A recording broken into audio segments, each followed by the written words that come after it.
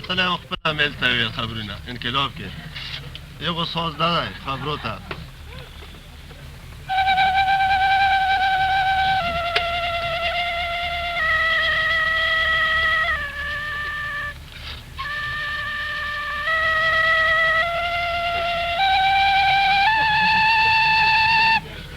واه دا ریډي افغانستان کا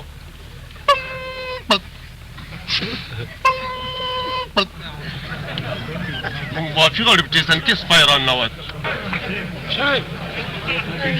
دا د پنځمې ورځې راپورته چې نن یو کس راغلی سلمان الله او لا اله محمد راشد داسې مخې نیوله لکه بیلونګری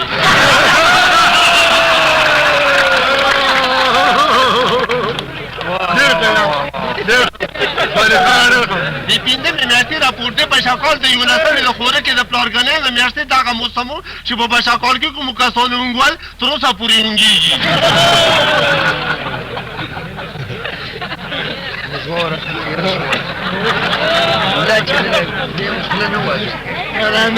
خبرونه واورئ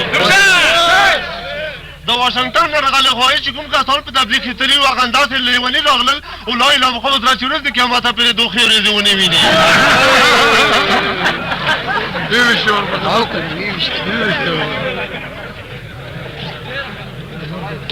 آهنګونه د مړپړ په لارې تلی ګذر بند و نه یې سنګ نه یې خراب نه یې هنګ و دا هغه لار وه چې په ازارې لیدل ناقص وو د شهیدانو په لار تلی رنګ په رنګ وو څه بې درېغه څه بې بټنه بې لستوڼي ما راپورته نه بټن و نه ګرېوان نه یې لستوڼ و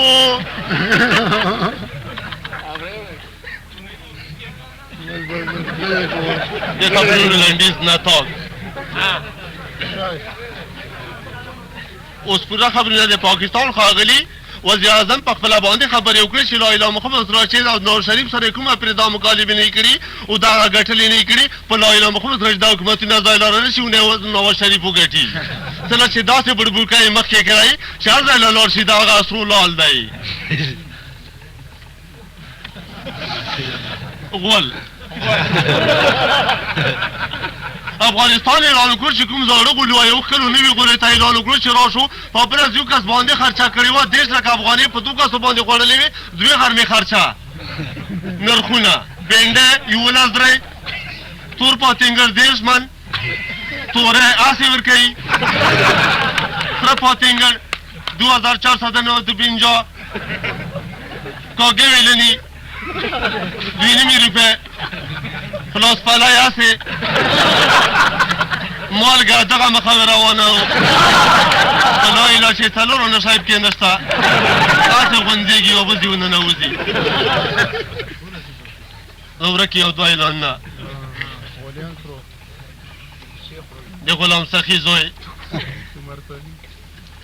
15 کاله عمر خولې نشته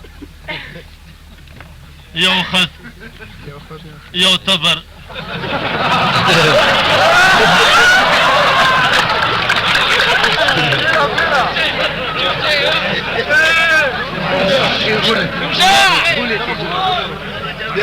کټ کې بنده کټ کې غونجه وره کټ کې غونجه وره نری رنګي دا شپږمې میاشتې راپورټ دی ترونه پسې ګرځي نیم نیم دیوالونه نیمګړې ساتل سترګې داسې غړې لږه شکور شي ګیر شي که چاته معلومات یې ترونه ترې پټېږي دویم اعلان شا ډوله ترور زنګانو کې ویښته زیړ نوم خړې سترګې ژولې ژوي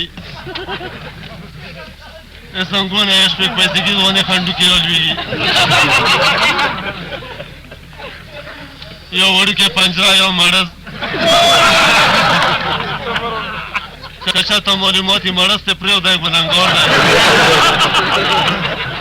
خبرونه پای ته ورسېدل